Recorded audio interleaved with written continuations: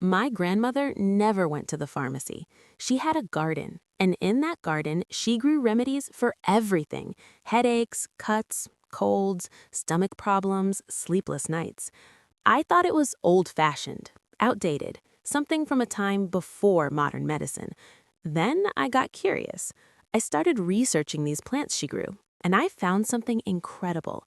Every single one of them has been used for hundreds, sometimes thousands of years, not as folklore, as actual medicine. And modern science is now confirming what generations of healers already knew. These plants work. I'm about to show you 10 medicinal plants that have stood the test of time. Plants your great-grandparents relied on. Plants that still grow today. Some might already be in your yard. Others you can start growing this week. By the end of this video, you'll have a living pharmacy at your fingertips. No prescription needed. Let's dive in. Plant number 1. First up, chamomile, the gentle healer. What it's been used for? For over 5,000 years, people have used chamomile for sleep problems, anxiety, digestive issues, and skin inflammation. Ancient Egyptians dedicated it to their sun god. Romans used it to calm nerves before battle. Your grandmother made chamomile tea for upset stomachs. The science. Chamomile contains apigenin, a compound that binds to brain receptors and produces a mild sedative effect. Studies show it reduces anxiety and improves sleep quality without side effects. It also has anti-inflammatory and antimicrobial properties, which is why it heals skin conditions and soothes digestive inflammation. How people use it. Chamomile tea for sleep and anxiety. Steep 1 tablespoon dried flowers in hot water for 30 minutes. Drink 30 minutes before bed. For skin inflammation, cuts, or rashes, make a strong tea, let it cool, and apply as a compress. Growing it. Easy annual. Plant seeds in spring in full sun. It self-seeds, so you'll have it year after year. Harvest flowers when fully open and dry them for tea. Generations trusted this plant, and they were right to. Plant number 2, peppermint, the digestive remedy. Generational use.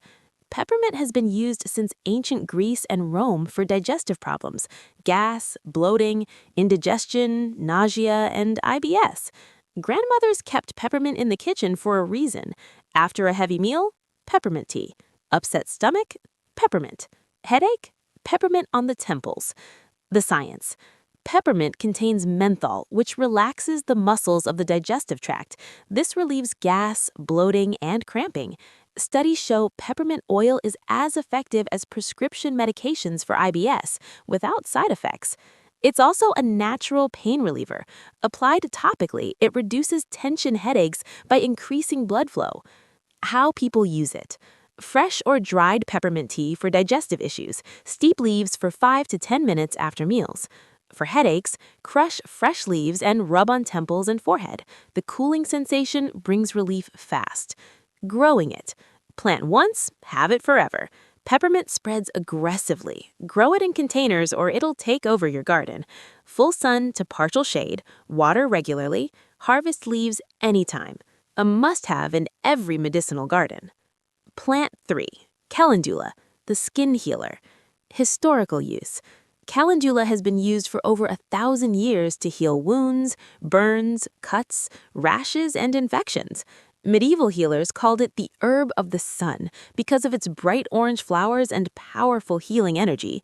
Civil War soldiers carried calendula salve to treat battlefield wounds. It prevented infection and sped healing.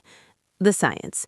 Calendula contains flavonoids and tritropenoids, compounds that reduce inflammation, fight bacteria, and stimulate tissue regeneration. Modern studies confirm it accelerates wound healing, reduces scarring, and treats eczema and dermatitis as effectively as pharmaceutical creams. How people use it. Calendula salve for cuts, burns, scrapes, and dry skin. Infuse flowers in oil, mix with beeswax to make salve. Calendula tea as a mouth rinse for gum inflammation and canker sores. Fresh flower poultice directly on wounds for fast healing. Growing it. Easy annual. Plant seeds in spring, full sun, blooms all summer, harvest flowers when fully open, and dry them or use fresh. Self-seeds readily, so plant once, have it for years. This is the plant every homestead healer grew. Plant number 4, Echinacea, the immunity booster. Generational wisdom. Native Americans used Echinacea for hundreds of years to treat infections, wounds, snake bites, and illnesses. When European settlers arrived, they learned this remedy and used it as their primary infection fighter before antibiotics existed. Your great-grandparents took Echinacea at the first sign of a cold. It was the immune medicine of choice for generations. The science. Echinacea stimulates white blood cell production and enhances immune response. Studies show it reduces the duration and severity of colds and flu by 1 to 2 days. It also has antimicrobial and anti-inflammatory properties that support the body's natural defenses. How people use it. Echinacea tea or tincture at the first sign of cold or flu. Take 3 times daily until symptoms resolve. Root or leaf tea for immune support during cold season. Topical poultice for infected wounds. The antimicrobial action prevents infection spread. Growing it. Perennial. Once plant, harvest for decades. Full sun, well-drained soil. Drought tolerant once established. Harvest roots in fall after 3 to 4 years. Harvest leaves and flowers anytime during blooming season. This is the plant that replaced antibiotics before antibiotics existed. Plant 5, Lavender, the calming healer. Historical use. Lavender has been used for over 2,500 years for anxiety, insomnia, headaches, and pain relief. Romans added it to baths for relaxation. Medieval monks grew it for treating nervous disorders. Victorians used lavender smelling salts to prevent fainting. Grandmothers tucked lavender sachets under pillows for peaceful sleep. The science. Lavender contains linalool and linaloyl acetate, compounds that calm the nervous system and reduce cortisol, stress hormone. Clinical studies show lavender is as effective as anti-anxiety medications for mild to moderate anxiety, without side effects or dependency. It also relieves tension headaches and promotes deep sleep. How people use it. Lavender tea for anxiety and sleep. Steep 1 to 2 teaspoons dried flowers in hot water before bed. Lavender essential oil on pillow or in diffuser for insomnia. Fresh or dried lavender rubbed on temples for headache relief. Lavender bath for stress relief and muscle relaxation. Growing it. Perennial. Loves sun and dry soil. Hates wet soil. Plant in well-drained spot. Harvest flowers when just opening. Dry for year-round use. One plant provides medicine for years. This is why every cottage garden had lavender by the door. Number 6. Yarrow, the warrior's wound herb. Generational use. Yarrow has been used for over 3,000 years to stop bleeding, heal wounds, and reduce fever. Its Latin name is Achillea millefolium, named after the Greek hero Achilles, who used it to treat soldiers' wounds during the Trojan War. Native Americans called it life medicine. Soldiers in both world wars carried dried yarrow to stop battlefield bleeding. The science. Yarrow contains alkaloids that cause blood to clot rapidly.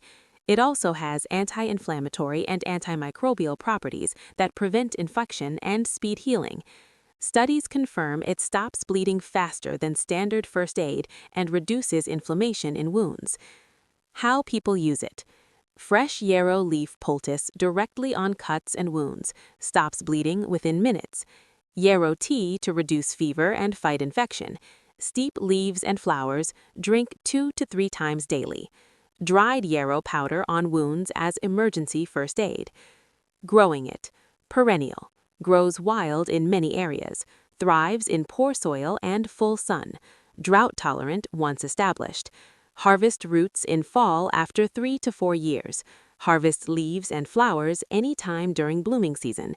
This is the plant that saved lives before hospitals existed. Number 7.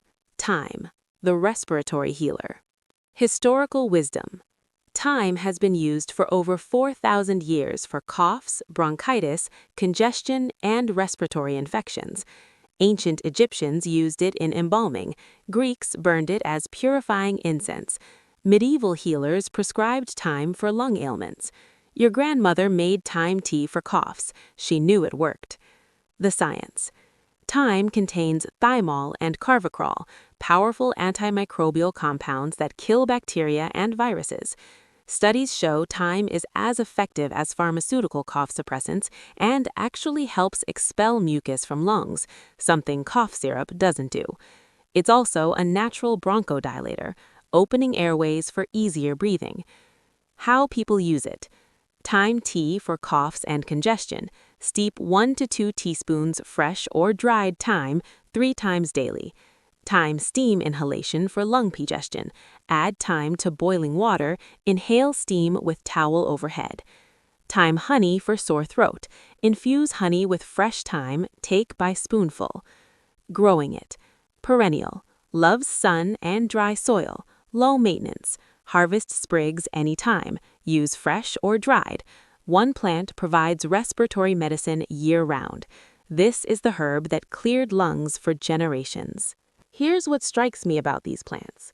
They weren't discovered yesterday in a lab. They weren't invented by pharmaceutical companies. They weren't patented or branded. They were observed, tested, and trusted by healers across cultures and centuries. Grandmothers passed this knowledge to daughters. Daughters passed it to granddaughters, until modern medicine told us we didn't need it anymore. But here's the truth. We still need it. Not as a replacement for modern medicine, but as a complement to it, as a first line of defense, as accessible, affordable, gentle healing that works. These plants don't require prescriptions. They don't cost hundreds of dollars.